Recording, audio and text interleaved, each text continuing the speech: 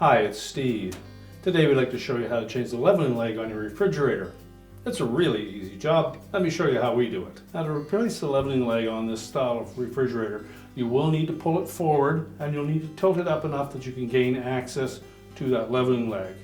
Now, you may only need 3 or 4 inches, just enough to pull that out of there and install a new one. If the old one is broken off, you'll need to reach up in underneath and unthread it from the top. In that case, you'll want to remove items from that refrigerator and tilt it back even farther so that you don't put yourself in danger. Now, if the leg on your refrigerator is broken off completely, you will need to tilt it back enough that you can actually reach in from underneath and unthread it from the top. To do so, you'll want to make sure that it is absolutely secure and can't tilt forward on you.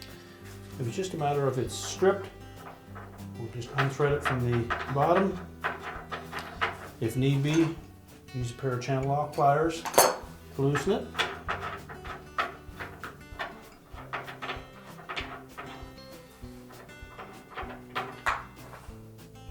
Discard the old one and take note that this is a plastic material in the leveling leg and it's threaded into a metal frame as part of the refrigerator.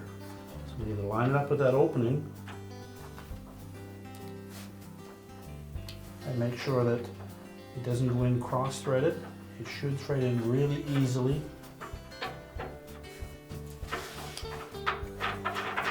So thread it in until it bottoms out, and once we have the refrigerator in position, we'll reach in with our channel lock pliers and we'll turn that leveling leg to level the refrigerator up.